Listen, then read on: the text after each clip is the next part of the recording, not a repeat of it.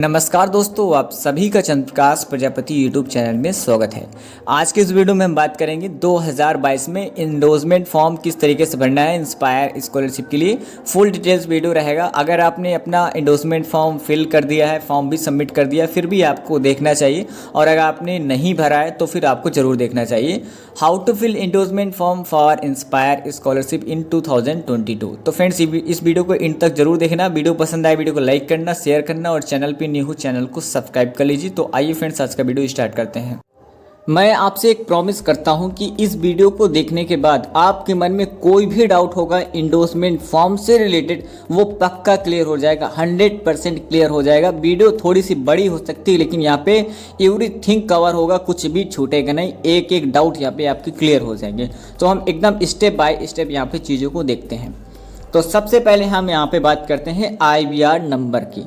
तो जैसा कि स्टूडेंट यहाँ पे कमेंट करके डाउट अपना पूछ रहे थे एक, कि यहाँ पे ऊपर राइट कॉर्नर पे IBR नंबर लिखना मैन्डेटरी है क्या, ज़रूरी है क्या? हमने बिना IBR नंबर ही इसको अपलोड कर दिया है। और कुछ स्टूडेंट ऐसे भी पूछ रहे थे कि हमने यहाँ पर IBR नंबर लिख के अपलोड कर दिया है, कुछ प्रॉब्लम तो नहीं होगी क्या? तो सबसे पहले मैं IBR नंबर का डाउट क्लियर कर देता हूँ। तो यहाँ पर हमने एक वीडियो अपलोड किया था आज से कुछ मंथ पहले, अबेयंस कंडीशनली एक्सेप्टेड स्टूडेंट के लिए। यहाँ पर आपको शायद पता भी नहीं होगा कि अबेयंस स्टूडेंट कौन होते हैं, क्या होता है। देखिए, जब आप अपना फॉर्म अप्लाई करते हो तो फॉर्म अप्लाई करते टाइम अगर आपका कुछ मिस्टेक हो जाती है और आपके अच्छे परसेंटेज रहते हैं, अगर फॉर्म भरते टाइम में कुछ मिस्टेक हो गई, या फिर कोई डॉक्यूमेंट अपलोड करना भूल गए, या फिर डॉक्यूमेंट में कुछ मिस्टेक है, तो आपका नाम अबेयंस कंडीशनली एक्सेप्टेड लिस्ट में चला जाता है और आपका ऑफर लेटर नहीं आता है। इसके बाद आपको कुछ महीने के बाद आपको एक करेक्शन विंडो ओपन होती है, जिसमें आपको एडिट एप्लीकेशन फॉर्म का ऑप्शन आ जाता है और आपको एक लास्ट चांस दिया जाता है, फाइनल चांस दिया जाता है दोबारा, कि आप यहाँ पे इस बार सही कर लीजिए। अगर आप इस बार सही नहीं करते हो तो फिर आप परमानेंटली यहाँ पे रिजेक्ट हो जाओगे। इस तरीके की बात होती है अबेयंस स्टूडेंट के लिए। तो जो भी स्टूडेंट 2021 बैच के थे, उनके साथ कुछ स्टूडेंट थे, लगभग 826 लोग ऐसे थे जिनका नाम अबेयंस कंडीशनली एक्सेप्टेड लिस्ट में था। तो हम वहाँ पे उनके लिए बताए थे कि उनको एक स्पीड पोस्ट लेटर सबके घर में आया था, और उसमें लिखा था कि आपको जो इंडोर्समेंट फॉर्म फिल करना है तो ऊपर राइट कॉर्नर पर IBR नंबर यहाँ पर लिखना था। तो मैंने उस वीडियो में लिखा था, और जो भी न्यू स्टूडेंट हैं उन्होंने भी उसको देख के लिख दिया है और अपना फॉर्म अपलोड कर दिया है। तो उनको कोई प्रॉब्लम वाली बात नहीं, कुछ भी गलत नहीं हुआ है। IBR नंबर लिखने से आपका फॉर्म रिजेक्ट नहीं होगा, या फिर आपका नाम अबेयंस कंडीशनली एक्सेप्टेड लिस्ट में नहीं जाएगा। तो एक चीज़ तो मैं पहले ये डाउट क्लियर कर दूँ कि अगर आपने कुछ भी गलती कर दी हो, कितनी भी बड़ी गलती कर दी हो फॉर्म भरने में, तो आपका फॉर्म रिजेक्ट तो नहीं होगा, आपका नाम अबेयंस में चला जाएगा। ठीक है, तो आपको टेंशन यहाँ से नहीं लेनी है। तो अगर आप एक न्यू स्टूडेंट हो, 2022 में पास आउट हुए हो, तो आपको अपना IBR नंबर लिखने की कोई ज़रूरत नहीं, क्योंकि आप एक न्यू स्टूडेंट हो। और अगर आपने लिखकर अपलोड भी कर दिया तो भी आपको कोई टेंशन नहीं लेनी चाहिए।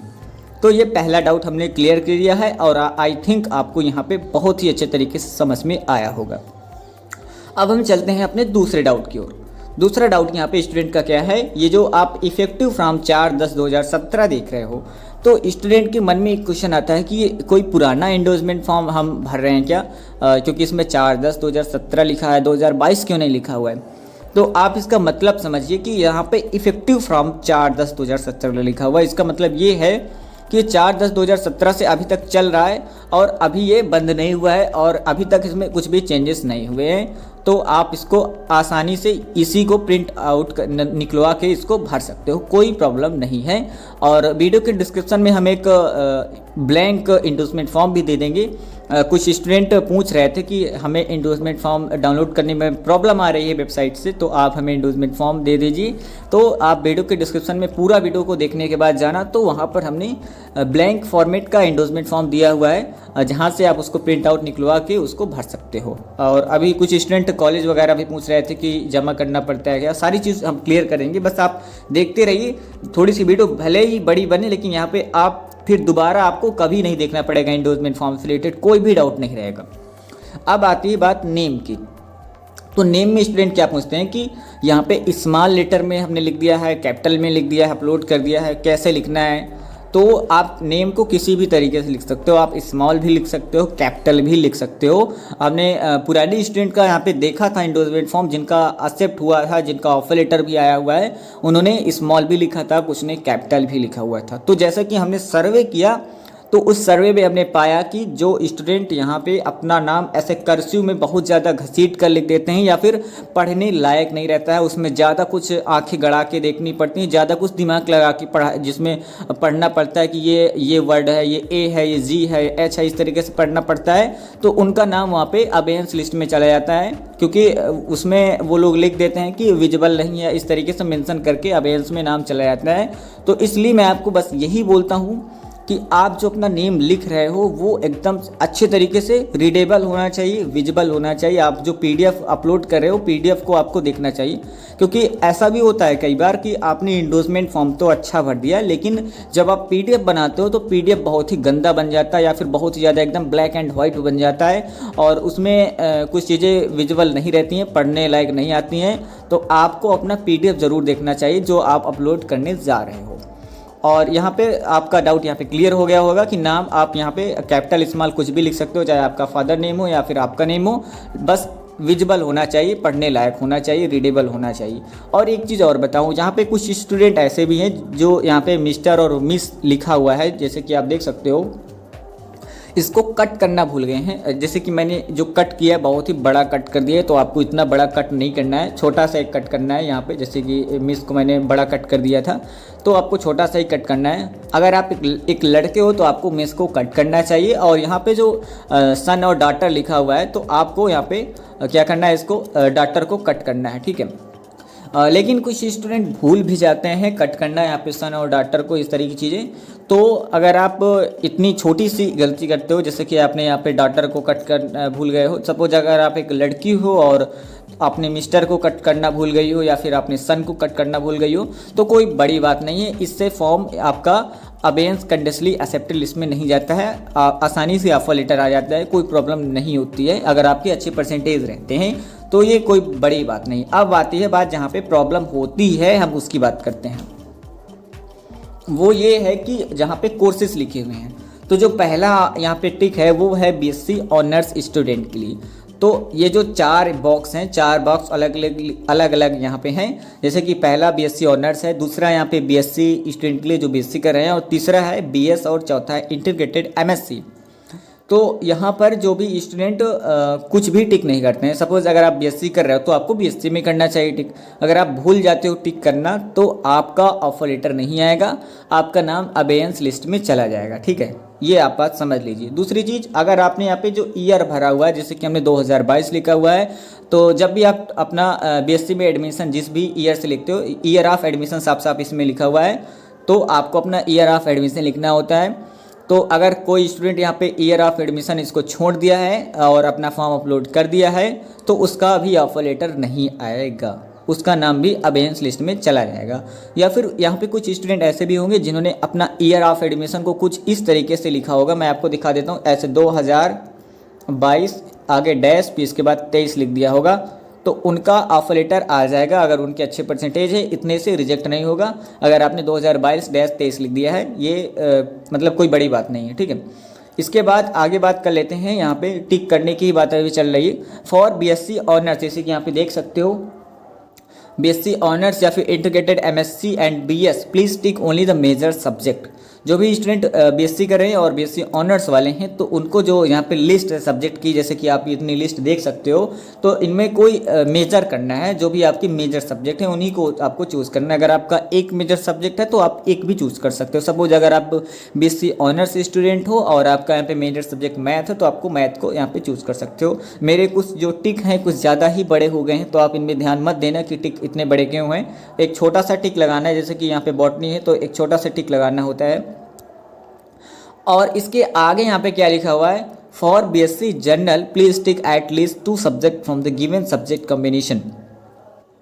तो आपको अगर बीएससी जनरल है तो आपको कम से कम 2 टिक करने हैं, या फिर आप 3 भी कर सकते हो। सपोज आपके पास फिजिक्स, मैथ्स, केमिस्ट्री है, तो आप यहाँ पर मैथ्स फिजिक्स टिक कर सकते हो, या फिर आप तीनों टिक कर सकते हो, या फिर जूलॉजी बॉटनी केमिस्ट्री है, तो जो भी आपका मन करे, लेकिन दो करने हैं टिक, कम से कम दो टिक करने हैं। अगर आप यहाँ पे सब्जेक्ट, अगर आप एक बीएससी जनरल वाले स्टूडेंट हो और आपने सिर्फ और सिर्फ एक ही सब्जेक्ट टिक किया या फिर सब्जेक्ट टिक ही नहीं किया है, तो आपका ऑफर लेटर नहीं आएगा, आपका नाम अबेयंस लिस्ट में चला जाएगा। आपके डाउट्स यहाँ पे क्लियर होते जा रहे हैं, और जिसका भी डाउट यहाँ पे वीडियो पसंद आ रहा होगा तो वीडियो को लाइक ज़रूर करते चलिए, ठीक है।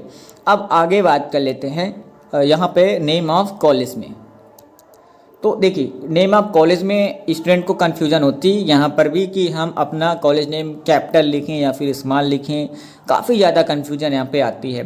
तो जैसे कि आपको कुछ इस तरीके से लिखना है कि वो पढ़ने लायक हो, दूर से कोई देखे तो पढ़ ले। जैसे कि अगर आप यहाँ पे देख पा रहे होंगे, पढ़ पा रहे होंगे कि यहाँ पे लिखा हुआ है CMP degree college Allahabad. I think ये इतनी मतलब राइटिंग जो आपको बनानी है वो थोड़ी अच्छी बनानी है राइटिंग, जितनी भी भले थोड़ा टाइम लग जाए, इसमें जल्दीबाजी आपको नहीं करनी है, इतने अच्छे से पढ़ने आना चाहिए। जैसे कि मैंने लिखा हुआ था सीएमपी डिग्री कॉलेज इलाहाबाद, तो मैंने बहुत ही अच्छी राइटिंग नहीं बनाई, लेकिन फिर भी आपको पढ़ने ज़रूर यहाँ पे आ रहा होगा। तो स्टूडेंट कुछ कैपिटल भी, आप अपना कॉलेज नेम कैपिटल भी भर सकते हो, कैपिटल से भी अपना पूरा कॉलेज नेम लिख सकते हो, या फिर आप यहाँ पे जैसे कि मैंने स्मॉल लेटर यूज़ किए हैं तो आप भी स्मॉल कर सकते हो। बस आपको कॉलेज नेम पढ़ने लायक होना चाहिए, दिखाई देना चाहिए, अच्छे तरीके से विजिबल होना चाहिए। इसके बाद नीचे नेम ऑफ यूनिवर्सिटी आता है, आपका कॉलेज किस यूनिवर्सिटी से अटैच है उसको आपको लिखना होता है। जैसे कि हमने लिखा हुआ है यूनिवर्सिटी ऑफ इलाहाबाद, तो जो भी आपकी यूनिवर्सिटी हो, जिस भी कॉलेज, जो भी आपका कॉलेज यूनिवर्सिटी से अटैच है उसको आपको लिखना होता है। लेकिन यहाँ पे एक डाउट ये भी आता है कि कुछ स्टूडेंट ऐसे भी होते हैं जो यूनिवर्सिटी में ही पढ़ रहे होते हैं, उनको प्रॉब्लम आती है कि हम अपना कॉलेज नेम और यूनिवर्सिटी नेम में क्या लिखें, हमारे पास तो कुछ है ही नहीं, समझ में नहीं आ रहा, हम तो एक यूनिवर्सिटी के स्टूडेंट हैं, हमको कॉलेज नेम में क्या लिखना चाहिए। तो जब आप फॉर्म अप्लाई करने जाते हो, तो जब आप कॉलेज लिस्ट में अपना कॉलेज नेम देखते हो तो वहाँ पर एक कैंपस का भी ऑप्शन आता है। जैसे कि एक एग्जांपल ओनली मैं दे रहा हूँ, सपोज़ आप एक इलाहाबाद यूनिवर्सिटी के स्टूडेंट हो और आप फॉर्म अप्लाई करने जा रहे हो, तो आप जब कॉलेज की लिस्ट में देखने जाओगे तो वहाँ पर एक ऑप्शन इस तरह का आएगा कि इलाहाबाद यूनिवर्सिटी, आगे आएगा लिख के कैंपस या फिर मेन कैंपस, इस तरीके से लिख के आएंगे, तो आपको वो ऑप्शन लिखना है। या फिर आप डायरेक्टली ऐसे भी लिख सकते हो, जो भी आपका यूनिवर्सिटी है उसका नाम आगे लिख सकते हो आप मेन कैंपस, इस तरीके से, और नीचे अपना यूनिवर्सिटी नेम लिख सकते हो। और दूसरी चीज़, एक और डाउट मैं आपके यहाँ पे क्लियर कर देता हूँ। कुछ स्टूडेंट का कॉलेज नेम काफ़ी बड़ा होता है, इतना बड़ा होता है कि वो एक लाइन में आ ही नहीं पाता, कितनी भी कोशिश कर लें आ ही नहीं पाता है। अगर वो यहाँ से लिखना चालू करते हैं तो यहाँ तक में एंड ही नहीं हो पाएगा, तो वो अपना कॉलेज नेम यहाँ तक भी लिख सकते हैं, दूसरी लाइन में भी लिख सकते हैं, और इसके बाद जो उनकी यूनिवर्सिटी नेम है तो वो यूनिवर्सिटी नेम यहाँ से लिखना स्टार्ट कर सकते हैं और यहाँ तक भी लिख सकते हैं। अब जगह नहीं है तो क्या ही कर सकते हैं ना, तो इतने से रिजेक्ट नहीं होगा और एक्सेप्ट हो जाएगा। इसके आगे हम बात कर लेते हैं, आगे क्या है हमारा, signature and stamp of principle of college या फिर हेड ऑफ इंस्टीट्यूट। तो यहाँ पर साइन आपको करवाने होते हैं और स्टाम्प करवाने होते हैं। तो स्टूडेंट के मन में एक डाउट और आता है, वो क्या डाउट आता है कि जो साइन करवाने हैं वो अपने 12th वाले स्कूल से करवाने हैं या फिर बीएससी कॉलेज वाले कॉलेज से करवाने हैं। तो यहाँ पर जहाँ से भी आप बीएससी कर रहे हो वहाँ के प्रिंसिपल जो हैं और उन्हीं से स्टाम्प और साइन करवाने होते हैं। जहाँ से आपने 12th पास आउट किया वहाँ से कोई मतलब नहीं है, ठीक है। तो आपका ये एक डाउट क्लियर हो गया होगा। दूसरी चीज़, कुछ स्टूडेंट ऐसा भी पूछते हैं कि हमारे कॉलेज में प्रिंसिपल है ही नहीं, तो आप यहाँ पे प्रिंसिपल डायरेक्टर किसी की भी साइन करवा सकते हो। हेड ऑफ इंस्टीट्यूट यहाँ पे लिखा हुआ है, कोई बड़े हों उनकी आप यहाँ पे साइन करवा सकते हो और स्टाम्प आपको ज़रूरी है। अगर आप सिर्फ साइन करवा लेते हो, स्टाम्प करवाना भूल जाते हो और अपलोड कर देते हो, तो 100% आपका नाम अबेयंस लिस्ट में चला जाएगा और आपका ऑफर लेटर नहीं आएगा। तो दोनों चीज़ बहुत ही ज़्यादा ज़रूरी हैं। एक छोटा सा डाउट और है, छोटा डाउट है लेकिन स्टूडेंट के मन में चलता रहता है कि साइन कहाँ करवाएं, इस जगह पे करवाएं कि इस जगह पर करवाएं कि यहाँ पे करवाएं कि यहाँ पे करवाएं, ऐसा डाउट भी चलता रहता है। तो आप कहीं पे भी करवा सकते हो, लेकिन होने चाहिए साइन और स्टाम्प आपके दोनों होने चाहिए। इतनी बड़ी जगह पड़ी हुई है, इस यहाँ पे यहाँ से लेके यहाँ तक की जगह पड़ी हुई, तो आप कहीं भी करवा सकते हो। ऐसा कुछ भी ज़रूरी नहीं कि जहाँ पे मैंने एक सर्किल बना दिया है कि इसी जगह आप करवाओ, तो आपको थोड़ा सा यहाँ पे दिमाग भी लगाना चाहिए, है ना। अगला डाउट यहाँ पे क्लियर करते हैं, वो काफ़ी ज़्यादा यहाँ पे इम्पोर्टेंट है, मतलब स्टूडेंट के लिए छोटा सा ही डाउट हो, लेकिन अगर आपके पास डाउट है तो कहीं ना कहीं टेंशन रहती है मन में कि आगे क्या होगा, कुछ गड़बड़ तो नहीं हो जाएगी। यहाँ पर जो आप डेट देख रहे हो, डेट में क्या फिल करना है, स्टूडेंट के मन में कन्फ्यूजन आती है कि जैसे कि यहाँ पे हमने 29/9/2022 लिखा हुआ है, तो स्टूडेंट के मन में एक कन्फ्यूजन ये आती है कि जिस दिन हम फॉर्म अप्लाई कर रहे हैं ऑनलाइन उस दिन की डेट यहाँ पे होनी चाहिए, या फिर जिस दिन हम साइन करवाते हैं उस दिन की डेट होनी चाहिए, या फिर कौन सी डेट यहाँ पर भरनी चाहिए। स्टूडेंट के मन में काफ़ी ज़्यादा यहाँ पे कन्फ्यूज़न आती है। तो जैसे कि आपको पता है कि फॉर्म अप्लाई होना जो स्टार्ट हुए हैं वो 1 सितंबर से स्टार्ट हुए हैं और जिसकी लास्ट डेट 31 अक्टूबर 2022 रखी गई है। बाद में डेट बढ़े वो अलग बात है, अभी तो हाल फिलहाल में 31 अक्टूबर 2022 ही आप समझिए, ठीक है। यहाँ पर आप कोई भी डेट लिख सकते हो अपने फॉर्म में, ज़रूरी नहीं है कि जिस दिन आप ऑनलाइन फॉर्म अप्लाई कर रहे हो उसी दिन की डेट भरें, ऐसा कुछ ज़रूरी नहीं है। और मैं तो यही बोलता हूँ कि जिस दिन आप साइन करवाने जाते हो तो जिस भी दिन साइन करवाने जाओ उसी दिन की आप यहाँ पे डेट मेंशन करो, लेकिन जो आपकी डेट होनी चाहिए वो 1 सितंबर के बाद की होनी चाहिए और जब तक फॉर्म अप्लाई हो रहे हैं उसके पहले की होनी चाहिए। अगर 31 अक्टूबर लास्ट डेट है तो 1 सितंबर और 31 अक्टूबर के बीच की डेट होनी चाहिए। ऐसा भी तो कोई गाइडलाइन तो नहीं है, लेकिन ये मेरे तरफ से है, बाकी ऐसा कहीं लिखा नहीं है, ठीक है। तो आपकी डेट वाली प्रॉब्लम सॉल्व हो गई। इसके बाद यहाँ पर क्या आता है कि स्टूडेंट के मन में एक कन्फ्यूज़न और आती है, वो है आपका यहाँ पे प्लेस में क्या भरना है। तो प्लेस में स्टूडेंट पूछते हैं कि जहाँ पे हम रहते हैं वहाँ का प्लेस भरना है या फिर हम जहाँ पढ़ने जाते हैं कॉलेज, क्योंकि कुछ लोग अदर स्टेट भी जाते हैं या फिर अदर डिस्ट्रिक्ट भी जाते हैं। तो उनके लिए मैं बता दूं, जिस भी आप कॉलेज में पढ़ रहे हो आपका कॉलेज कहाँ पर है वो चीज़ यहाँ पे भरनी होती है। आपका कॉलेज का प्लेस नेम मतलब प्लेस भरना होता है। सपोज़ अगर आप किसी भी कॉलेज में पढ़ रहे हो तो आप उस कॉलेज की कोई सिटी है जहाँ पर भी आपका कॉलेज है तो सिटी नेम लिख सकते हो इस तरीके से, जैसे कि हमने प्रयागराज लिखा हुआ है, या फिर आप डिस्ट्रिक्ट नेम लिख सकते हो। तो आई होप यहाँ से ये डाउट आपका क्लियर हो गया होगा। अब एक बचता है आखिरी डाउट जो काफ़ी ज़्यादा इम्पॉर्टेंट डाउट है, और वो स्टूडेंट पूछते हैं कि जैसे कि हमने इंडोर्समेंट फॉर्म फिल कर दिया, भर दिया, अच्छे तरीके से सब कुछ हो गया, अब क्या करना है। तो जब आप ऑनलाइन फॉर्म भरने जाओगे तो वहाँ पर एक ऑप्शन आता है इंडोर्समेंट फॉर्म का, तो वहाँ पर इसको अपलोड करना होता है PDF फॉर्मेट में, 1 MB से कम साइज़ में उसको अपलोड करना होता है। और वो जब अपलोड हो जाएगा तो वो तो एक तरीके से सॉफ्ट कॉपी में अपलोड हो जाएगा। अब बचता है आपके पास ये हार्ड कॉपी। ये जो हार्ड कॉपी बचती है आपके पास इंडोर्समेंट फॉर्म, तो स्टूडेंट के मन में एक क्वेश्चन आता है कि इसको अपने पास रखें या फिर कहीं कॉलेज वगैरह में जमा करना पड़ेगा क्या। तो इसको कहीं भी जमा करने की ज़रूरत नहीं है, इसको आपको अपने पास ही रखना है, कहीं भी लेके जाने की ज़रूरत नहीं है। ना ही इंस्पायर DST को कोई पोस्ट करना है, ना ही आपको अपने कॉलेज में देना है। साथ ही साथ एक चीज़ मैं आपको और बता दूँ, स्टूडेंट एक क्वेश्चन और पूछ रहे थे, वो इंडोर्समेंट फॉर्म से रिलेटेड तो नहीं, लेकिन मैं आपको बता देता हूँ इंस्पायर से ही रिलेटेड है।